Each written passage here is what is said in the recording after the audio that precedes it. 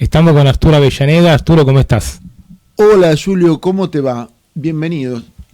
Bueno, hoy es un día muy especial, pero muy especial para nosotros, porque por primera vez tenemos una directora de cine como invitada en nuestro programa.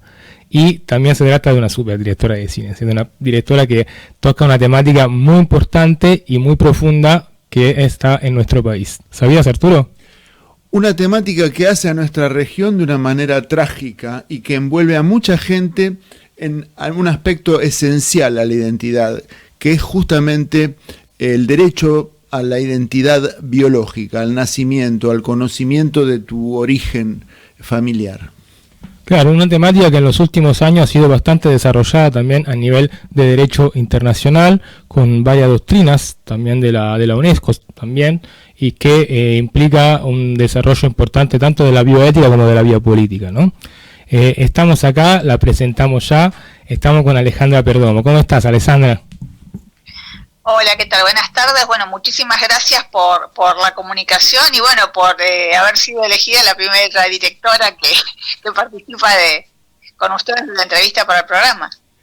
Bueno, gracias a vos por estar. También le agradecemos a Liz, ¿no? Porque ella nos propuso toda esta idea que nos parece fascinante y yo estoy muy interesado también en el tema. La verdad que me parece un tema que hay que profundizar, hay que visibilizar.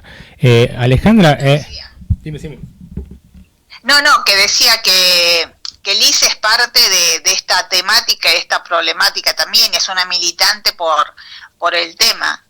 Claro, la vamos a tener como invitada la semana que viene. Justo hicimos este timing, diríamos en inglés, porque la semana que viene, se estrena tu documental nuevo, ¿no? Ahora vamos a presentar un poco. Sí, la semana que viene, dentro del marco de lo que es el Festival Internacional de Cine Político de Argentina, vamos a presentar la película. Es la primera exhibición, es la primera a nivel mundial. Es la primera vez que lo van a ver sus protagonistas, no solamente vimos la película quienes estamos involucrados desde la parte técnica. Qué bueno. De la película, así que va a ser todo un momento de gran emoción, sobre todo para mí, que para mí, siempre lo digo, la devolución más importante que yo necesito recibir es la de las personas que forman parte, ¿no? Que me brindan su confianza, dan su testimonio, cuentan su historia, sobre todo en una problemática tan personal, tan íntima, como lo que es la violación del derecho a la identidad.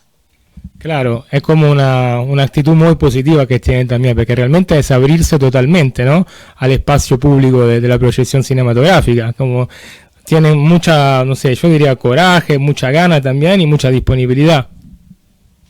Sí, es muy difícil en cualquier persona que padece algún tipo de violencia, y esto es una violencia realmente extrema, aunque está muy naturalizada en nuestro país y a nivel global, ¿no? Porque es lo que siempre decimos, durante toda la historia se han apropiado niñas y niños, ¿no?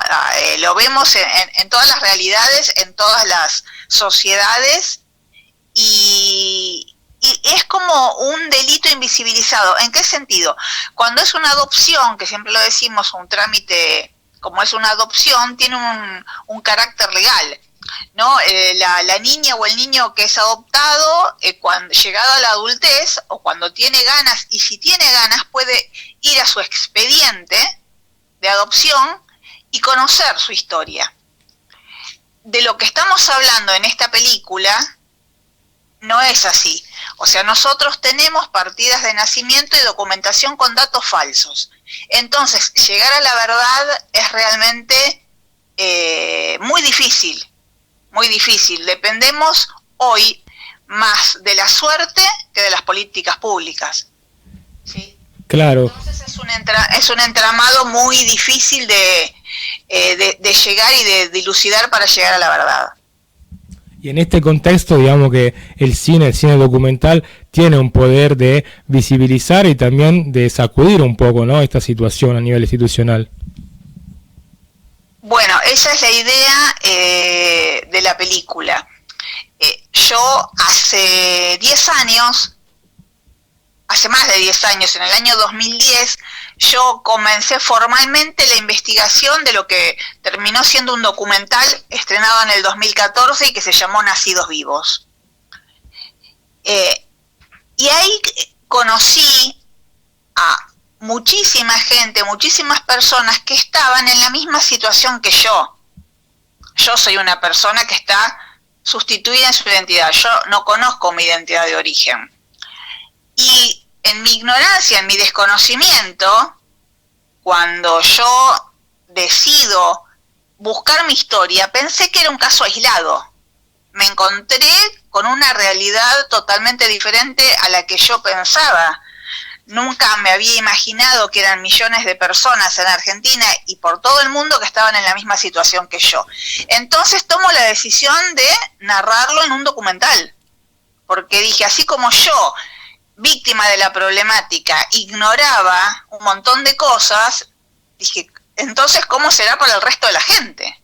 ¿No? Entonces, por lo menos hacer una película, hacer un documental, difundirlo, con la idea de ponerlo en la agenda el tema o generar conciencia, que la gente se empiece a preguntar si realmente esta violencia tan naturalizada no es un delito, porque nadie quiere decir que es un delito porque es una palabra muy fuerte, pero realmente lo es. Entonces, la idea del documental es esa. Y hoy, habiendo pasado ya una década, muchas de las personas que participaron en Nacidos Vivos hoy siguen sin tener respuestas. Claro, eso te iba a preguntar un poco, ¿no? ¿Cuál fue el efecto también de esta primera película que yo recomiendo ver a todo el mundo? Que la verdad que además es súper interesante, muy linda, la pueden ver en YouTube, yo la disfruté mucho. ¿Cuál ha sido un poco el efecto? Sí, y en el canal del Instituto Nacional de Cine, en Cinear. Perfecto. También se encuentra de manera gratuita. Y a mí realmente la película, yo esperaba una difusión, esperaba un intercambio con la gente y realmente sobrepasó todas mis expectativas, porque cuando nosotros estrenamos la película en Buenos Aires y se llevaron a algunas provincias, comencé a recibir mails y comunicaciones de muchas personas contándome su historia, e inclusive cuando en ese momento, que todavía estaba de auge el DVD, salió una edición que por intermedio del Instituto Nacional de Cine de DVD, y la gente me escribía para comprar el DVD desde el exterior. Me escribían argentinos radicados en el exterior y pidiéndome a mí información de cómo hacer para comenzar a buscar.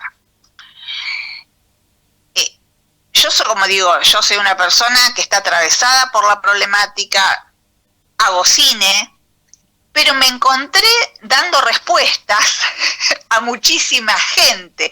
Lo mismo como lo hacen muchas asociaciones o grupos de Facebook, que son particulares, no son funcionarios del Estado dando respuestas, ¿sí? Somos particulares que estamos todos buscando una hoja de ruta para empezar a buscar.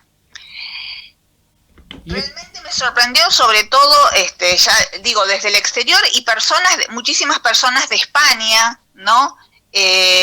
También tratando de comunicarse y de pedir información y ver cómo tenían que hacer.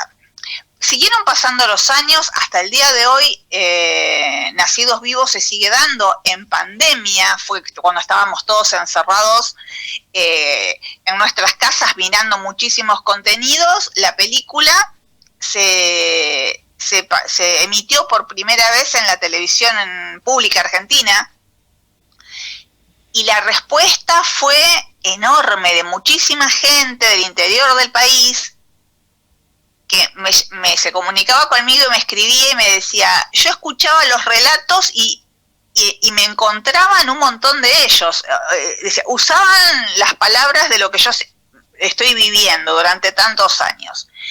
Y en medio de la pandemia y tener mucho tiempo para pensar y reformularnos, ¿qué vamos a seguir esperando si seguimos sin tener respuesta? Porque el tiempo fue pasando, las gestiones políticas fueron pasando, y muchos de nosotros, las buscadoras y buscadores, hemos ido a todas las oficinas donde nos dijeron, hemos llenado formularios, hemos tenido entrevistas contando nuestra historia, llevando fotocopias de la documentación, de la partida de nacimiento, pero nunca nos dicen nada.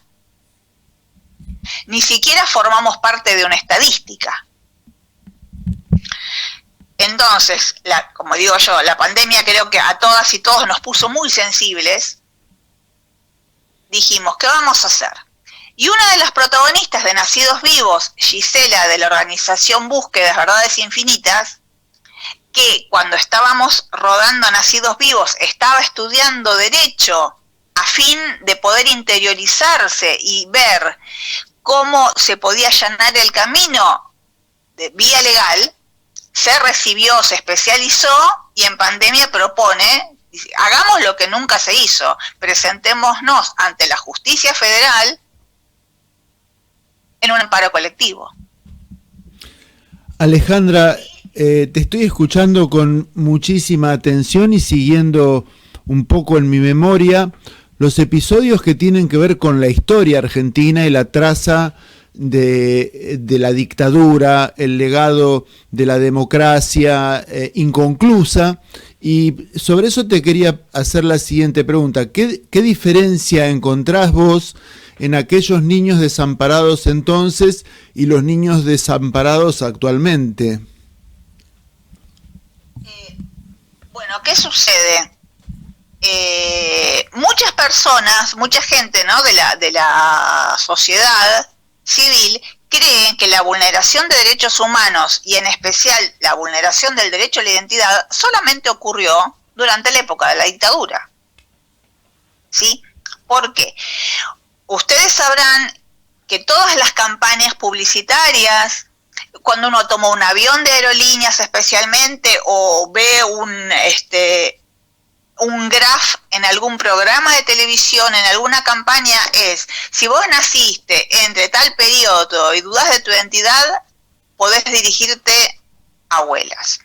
¿Qué sucede con el resto de la gente que no forma parte de ese periodo? Igualmente ha sufrido una vulneración en su derecho a la identidad. Porque en definitiva, o sea, uno de los delitos que atraviesa esto es el tráfico de personas. Porque más allá de que haya sido un delito entre particulares, hay una intervención o una inacción del Estado, ya que toda nuestra documentación, desde la partida de nacimiento en adelante, contiene datos falsos. Sería como Alejandra, como una continuidad del fenómeno de la complicidad del funcionario actuante, o quizás tengamos que aludir a un modelo de delito complejo que subsiste aún en democracia entonces. Por supuesto, no sé si ustedes habrán visto, habrán escuchado que no hace mucho tiempo, fue en este año, a finales del 2022, y también sucedió hace muy poco, que robaron 2 bebés. Cualquier persona entra con una ropa de enfermería, un ambo, y se lleva un niño o una niña de un hospital o de una clínica. Eso es una falta absoluta de control y eso sigue sucediendo, y eso es tráfico de personas. Desesperante, Alejandra, desesperante. Realmente desearía continuar con esta respuesta que estamos elaborando con sorpresa, ¿no es cierto?, nuestras preguntas, pero desearía hacerlo después de una breve pausa, si te parece. Continuamos en un minuto. Vamos a escuchar un poco de música y ya volvemos.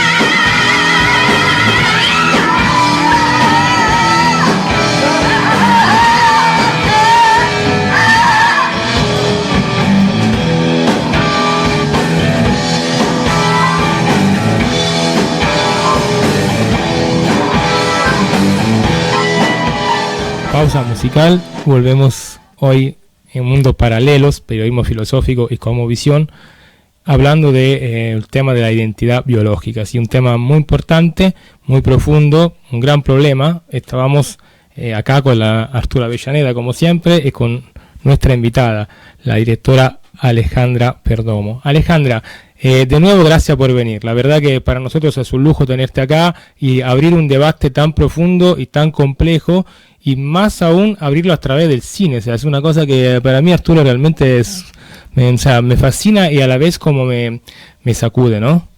Realmente es una emoción poder tomar contacto contigo, Alejandra, en las circunstancias en las que estás trabajando un tema tan profundo, y un honor a la vez. Yo te quería hacer la siguiente pregunta, Alejandra, para aliviar un poco la tensión sobre nuestro medio local. ¿Qué nos podrías decir acerca del derecho comparado? ¿Hay en otros países acceso así sencillamente a una identidad sustituida por adopción? ¿Hay modelos de adopción o alquiler de bienes vigentes que pudieran afectar también la identidad de un niño nacionalizado argentino, o una relación, digamos, compleja con dos nacionalidades pendientes de resolución? ¿Cómo es este tema en el derecho comparado? Eso te lo quería preguntar. Bueno, yo hay muchas cosas desde lo legal que realmente desconozco, ¿no? Que no podría dar una respuesta muy exacta sobre lo que pasa con derecho internacional. Lo que sí, no, desde el cine, lo que me asombró a mí cuando yo estaba haciendo Nacidos Vivos, estoy hablando hace más de 10 años, que se comunicaban conmigo madres que estaban por comenzar trámites con respecto a la subrogación de vientres, que recién se empezaba, o sea, no era lo común que está haciendo hoy día, y sin embargo, con el tema de la donación anónima, en muchos casos, estas mamás adoptantes se comunicaban conmigo para preguntarme cómo sería si el día de mañana esos niños o niñas quisieran remontarse y conocer el origen. Y yo me quedé sin respuestas porque dije, esto no se me había ocurrido, ¿no?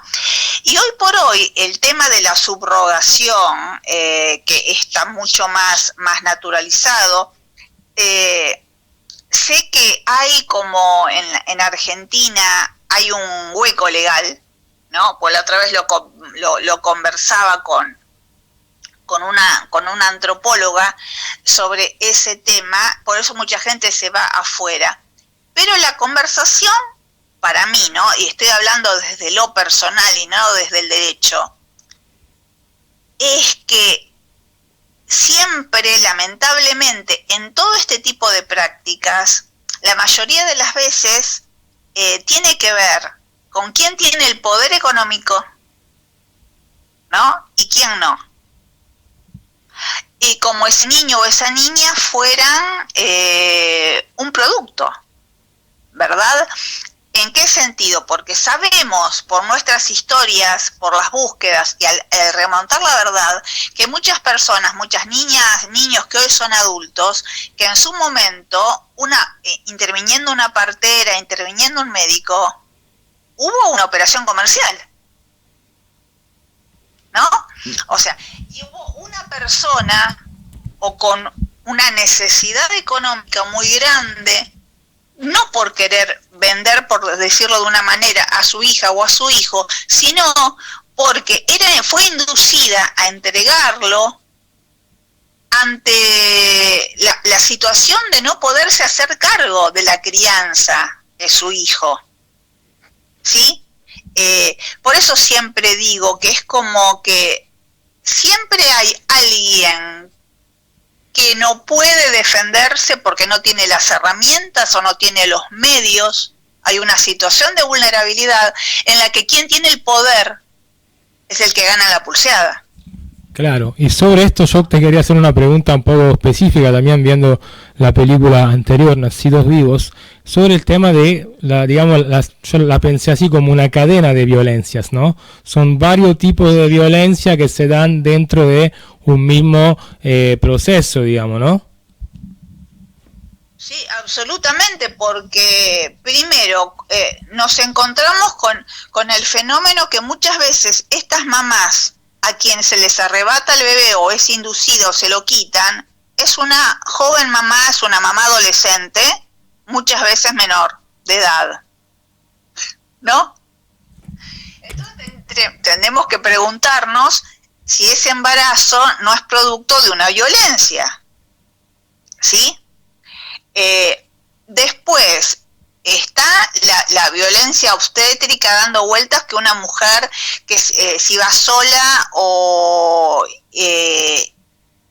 y realmente confía, o sea, una mujer que va a tener a su hijo, yo tengo dos, se entrega en ese momento, no sabe lo que va a pasar, si la van a dormir, si le van a hacer una cesárea, si la van a inducir un parto. Uno entra en un lugar y hace y se deja hacer, porque realmente no está en condiciones de nada. Claro, esta es la parte, digamos, de medicalización desde el parto, que también es un debate abierto, de que ya estamos, ¿no? Esa parte también tiene su crítica hoy, ¿no? Arturo, por ejemplo, con respecto a lo que es también el mundo, no sé, ancestral o las prácticas de pueblos originarios, ya están volviendo un poco. Sí, hay diversas corrientes de pensamiento que nos ilustran ahora sobre otros modelos de parto cultural. Pero, Alejandra, te quería preguntar acerca de lo siguiente. Una nueva generación de víctimas de un trato extraño o particular en su condición de embrión, de bebé, en el parto que los diera a luz, ha de generar sin duda una secuela psicológica.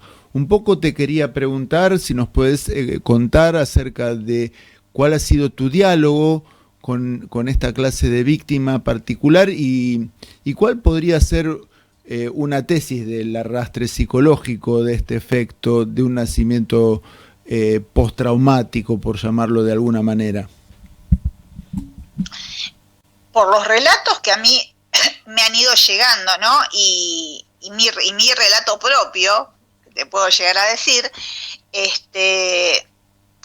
una de las cosas que más nos afecta es la manera en la que nos enteramos, ¿no?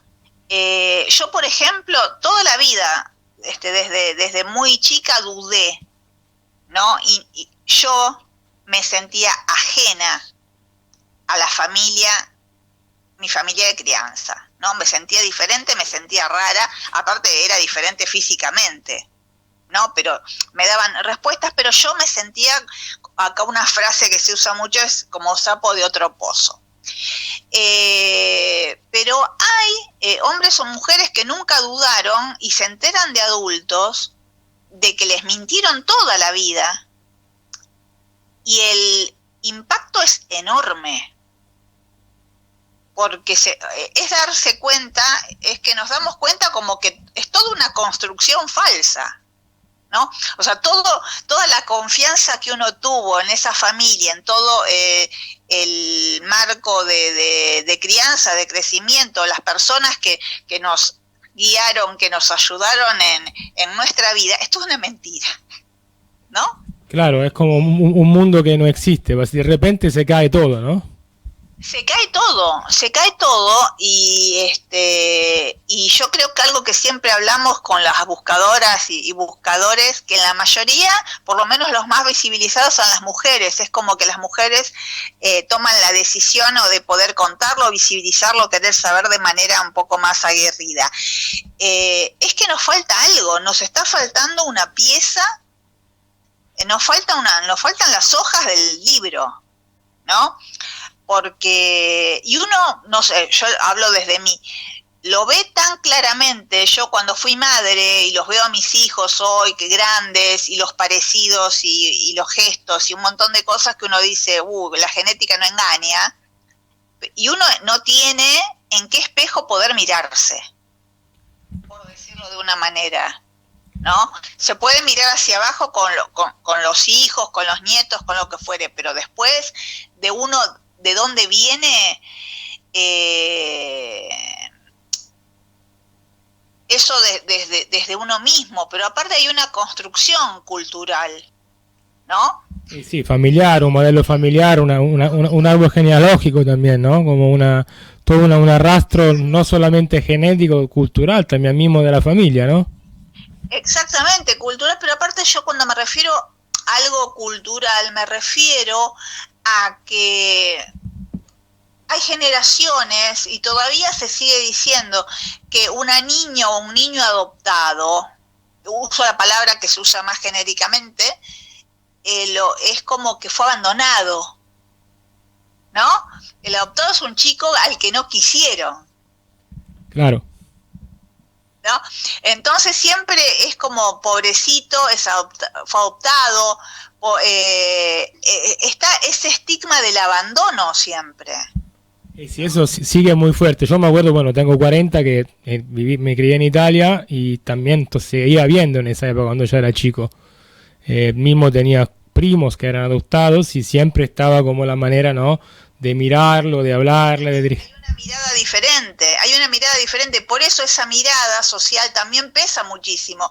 Es común escuchar así como entre discusiones de hermanos, decir, ay, pero vos sos adoptado, ¿no? Como marcando la diferencia, como que no perteneces a la familia. Y ese no pertenecer real es muy fuerte, ¿no? Además de contar con el peso de que si una persona, un adulto, decide buscar su origen, está también esa mirada social que acusa, que dice, pero ¿para qué querés saber? Sos un mal agradecido. Claro. Si a vos tu familia te crió bien y te dio todo, ¿para qué querés revolver la historia? No, por eso digo, es como algo tan naturalizado, como que ni siquiera tenemos el derecho a querer saber.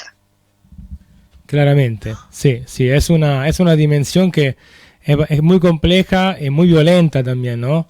Y al mismo tiempo yo me pregunto un poco si siempre fue así históricamente, ¿no? Porque la verdad que, no sé, pienso a tiempo más antiguo, también de Roma antigua, y no creo que era así, pero se fue dando así en el tiempo después, de alguna forma. Pero mira, revisando, o yo no soy gran lectora de la Biblia, ni estudiosa, pero uno va a historias, a cuentos, a leyendas, y siempre hay un hijo que fue criado por una familia, alguien que lo robaron y no, o como Moisés, que lo arrojaron en el río y fue recogido. O sea, siempre está esa cosa de niñas o niños criados por otra familia y que no pueden remontar su propia historia, ¿no? Y es un poco el arquetipo también, ¿no? En un momento, porque si pensamos la historia occidental, Roma antigua, el pueblo judío, ¿no? Y etcétera. Claro, pero bueno, volviendo un poco el espíritu que tiene esta nueva película que vamos a estrenar ahora, tiene que ver con que, bueno, un grupo de buscadoras y buscadores decidió decir, bueno, salgamos a exigir y a buscar nuestros derechos, y que haya políticas de Estado, y que haya programas de difusión, y por sobre todo, que todas las personas de nuestro país puedan acceder al Banco Nacional de Datos Genéticos. Claro, bueno, de esto vamos a hablar después del corte, ¿sí? Así lo profundizamos bien, hacemos una pausa musical y retomamos justo de acá, si te parece. Sí, muchas gracias. Vamos.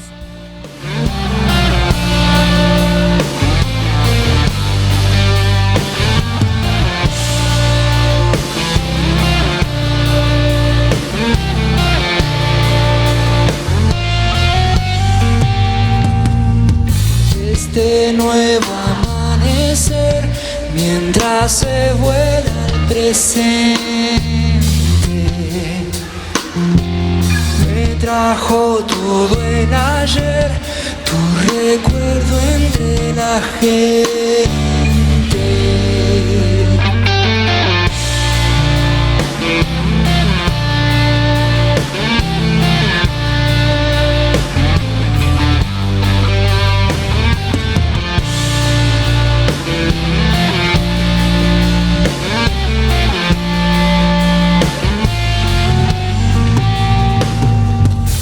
Sabes, no soy tan frío, no todo es lo que parece. Mi sangre has visto correr como fuego tantas veces. Aún siento tu caminar, veo tu sombra en las paredes.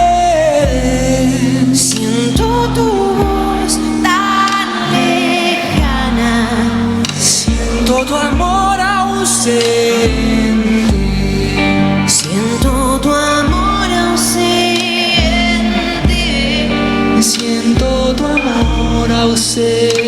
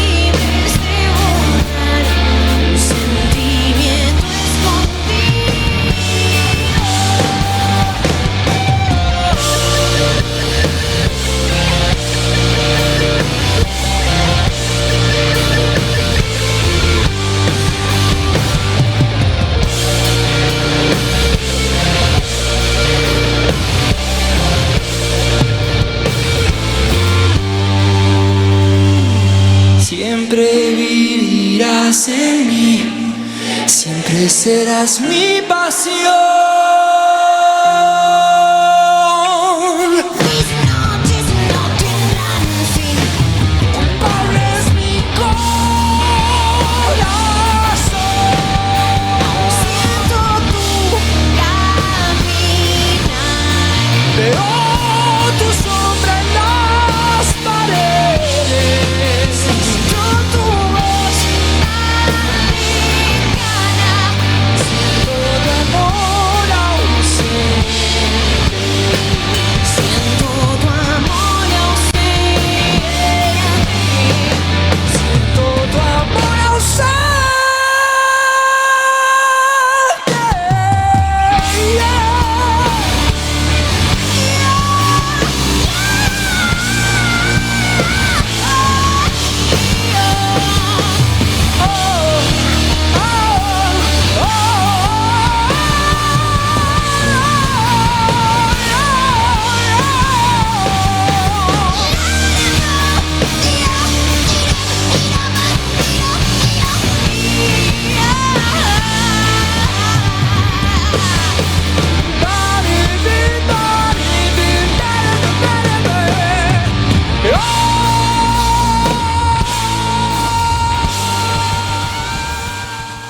De nuevo acá en Mundos Paralelos, Periodismo Filosófico y Cosmovisión, con Arturo Avellaneda y Alejandra Perdomo.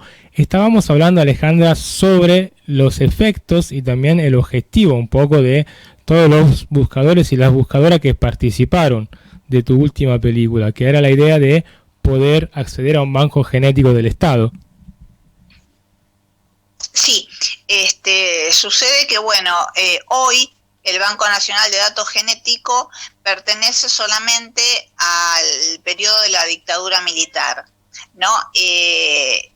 Directamente está manejado por CONADI, que es la Comisión Nacional por el Derecho a la Identidad, y bueno, un poco la motivación de este amparo colectivo que se hizo fue para poder tener un lugar, que nuestras búsquedas puedan tener un lugar en ese banco o en otro banco paralelo para poder dejar las muestras de las hijas e hijos que buscamos, y por otro lado de muchas de las madres a quienes les arrebataron, les robaron sus bebés. Hoy, para poder hacer un estudio, un análisis genético, hay que hacerlo de manera particular, o si no hay que abrir un expediente judicial. Es muy engorroso, sale muy caro, y realmente nos parece que debería ser política de Estado que todas las búsquedas, por más que no sean dentro del periodo de la dictadura o no hayan sido dentro del terrorismo de Estado, tengan la misma legitimidad. La violación del derecho a la identidad es la violación de un derecho humano, ¿sí? Y debería considerarse de lesa humanidad, realmente. Una de las cosas que uno de los buscadores que forma parte de este nuevo documental plantea claramente, dice, no, nosotros no queremos ser buscadores de segunda categoría. Claro, y aparte me parece muy importante también que el tema de que sea así, como no tenga un carácter tan político, lo naturaliza casi, ¿no? Y le da una difusión todavía más grande. Como es una cosa que, no sé, hay un filósofo italiano que habla de impolítico, ¿sí? Es un carácter impolítico en el sentido que está todavía como base de lo político. Como que ya si nosotros establecemos que hay seres o buscadores, por ejemplo, seres humanos que son más importantes porque pertenecieron a una época, siendo todos afectados del mismo, digamos, de la misma problemática, ya vamos generando una discriminación de alguna forma, ¿no?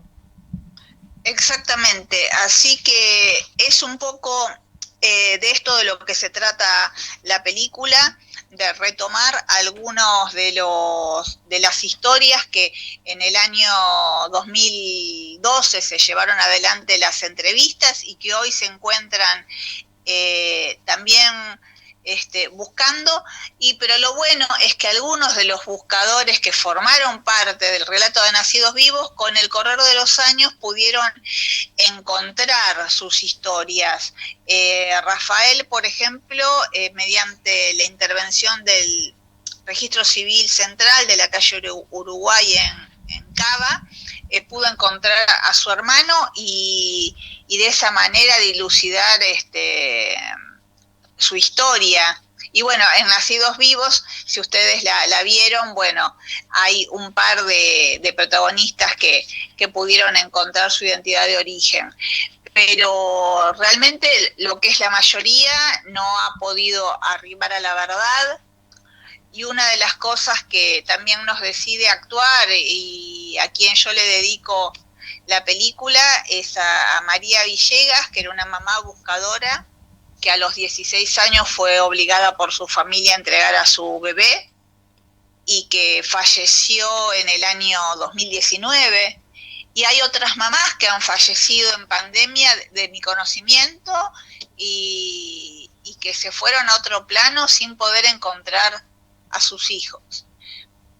Entonces eso es lo que pasa, siguen pasando las gestiones políticas, no se toman las decisiones que se deberían tomar, no hay una voluntad política, no hemos visto una voluntad política en estos años de querer ayudarnos, y el tiempo sigue pasando y la gente se muere. Eso sucede, claro, sin llegar a la verdad, y es muy doloroso. Sí, la verdad que eso es un poco la inercia, ¿no?, del poder, que también hay que preguntarse cuál es, ¿no?, la razón. tal vez el encubrimiento de todo un entramado, a veces también que viene como cómplices funcionarios públicos, como los médicos, por ejemplo, ¿no? Yo creo que esa es un poco la razón, o qué razones pudiste vos individuar sobre esta inacción y este incumplimiento. Yo creo que hay una red enorme de complicidades de todo tipo, y como yo siempre digo, hay muchas parteras denunciadas, esas mismas parteras que en otros tiempos estaban denunciadas por practicar abortos clandestinos, son las mismas parteras que están denunciados por el robo de bebés, y hay muchísimos sectores, hay muchas manos por las que, por decirlo de alguna manera, pasan esos bebés hasta llegar a la familia, ¿no? Hay no solo, o sea, alguien que avisa que hay una persona en estado de vulnerabilidad, está después el médico o la partera que firman esa partida de nacimiento para inscribirla en el registro civil. Hay muchas veces que ni siquiera esa partida se firma en la ciudad en la cual nació esa criatura, sino que hay gente que viaja al interior de otras provincias porque saben que ahí le consiguen a alguien que le ponga un sello. Yo creo que, digamos, esta red, esta trama de complicidades es enorme, si no, hoy en día no se seguirían robando niñas o niños, que por suerte que hoy contamos con una herramienta como es la aplicación de la alerta Sofía, que si se da de inmediato y todos los medios de comunicación y todas las redes comienzan a replicar imágenes, después es como que es mucho más fácil poder encontrar a esa niña o ese niño. En otros momentos, en otras épocas, imposible muchas veces de poder seguir ese hilo hasta llegar a la verdad de lo que pasó, ¿no? Hay familias, si hay alguien que vende es porque hay alguien que está dispuesto a comprar. Claro, la ley de la oferta y la demanda, claramente. Bueno, yo te quería hacer otra pregunta más sobre la parte más, digamos, fílmica, ¿no? ¿Cómo cambió tu enfoque, si es que lo cambiaste, de una película a otra, de Nacidos Vivos a Laberinto Personales? Sí, la película yo siento que es muy diferente una a otra en el relato y en el espíritu, porque como les dije anteriormente, al retomar algunas de las historias son las mismas personas, pero después de 10 años no somos las mismas personas, ¿no? Ni ellos con sus historias de vida, ni yo como directora. Yo me involucré, yo en todas mis películas me involucro absolutamente, pero esta sentí como que, por decirlo de una manera muy burda, es una película que me salió de las tripas, ¿sí? En la época de Nacidos Vivos, de la investigación de Nacidos Vivos y del rodaje, yo todavía me sentía como muy nueva en la temática, como que iba aprendiendo día a día y conociendo un poco más. Después, todos los años de exhibición de la película y de escuchar historias que me llegaban por mail, por el celular, de gente que siempre te pregunta para consultarte, amigos de amigos que después de mucho tiempo te dicen, vos que hiciste esta película, ¿cómo se hace esto? Y después te terminan contando que te están preguntando no para otros, sino que para sí. Porque digo, es muy difícil a veces poner en palabras y decir, yo fui una niña robada, yo fui una niña sustraída, yo fui una niña sustituida. Es muy difícil. Y es muy difícil porque muchas veces ni siquiera se animan a hablarlo con su familia.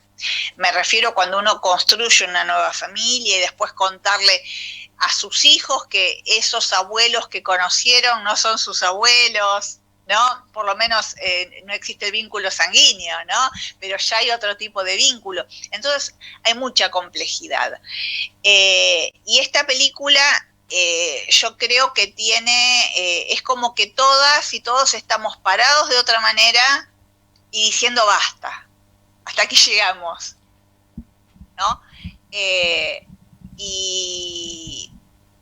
Y es diferente en el relato. Yo formo parte del relato muy tímidamente porque a mí no me gusta aparecer en mis películas, pero esta vez sentí que al ser parte de la problemática tenía que estar aunque sea de forma indirecta, pero sí como que el rodaje y la película en sí tenían que formar parte del relato total.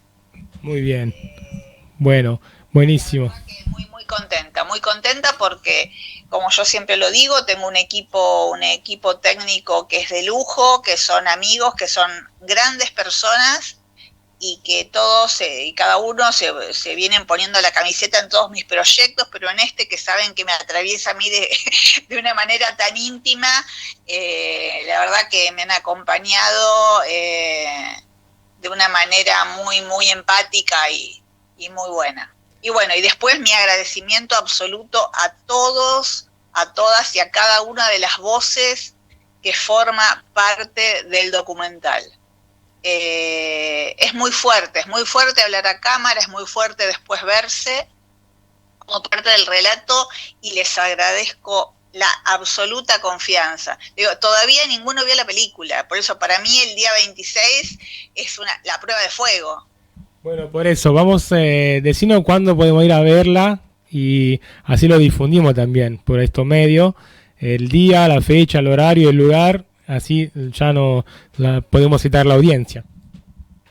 Bueno, el preestreno se va a desarrollar dentro de lo que es el Festival de Cine Político y nuestra película se va a exhibir el viernes que viene, el viernes 26 de mayo a las 20 horas en el Cine Gaumont, el que está frente al Congreso en Rivadavia 1635, con entrada libre y gratuita. Y después el estreno lo vamos a tener también en el espacio Inca Kilómetro Cero, el Cine Gaumont, el jueves 8 de junio a las 19 horas, va a estar toda la semana, y a partir del 9 en el Cultural San Martín también, con horarios que ya vamos a tener esta semana, y también en Quilmes, y estamos tratando de coincidir con otros espacios Inca a lo ancho y a lo largo del país para poder ir difundiendo la película. Bueno, buenísimo. Alejandra, muchísimas gracias por estar con nosotros, muchísimas gracias por tu trabajo, sobre todo porque la verdad que nos abre los ojos sobre una problemática que no está tan a la vista y es súper importante para que realmente esta sea una sociedad mejor y para que también cada persona pueda volver a su identidad biológica. Gracias de nuevo y te esperamos pronto para cuando quiera volver. Bueno, gracias Julio, Arturo, por la comunicación, por la escucha tan atenta y respetuosa, así que muchísimas gracias y a disposición para lo que quieran. Bien, como siempre, cerramos Mundos Paralelos, periodismo filosófico y cosmovisión, desde 11:40 AM La Luna, y también hispanoamericaradio.com y FM La Boca. Y la que se iba, Alejandra Perdomo, muchas gracias. La tuvimos aquí en los micrófonos de Mundos Paralelos.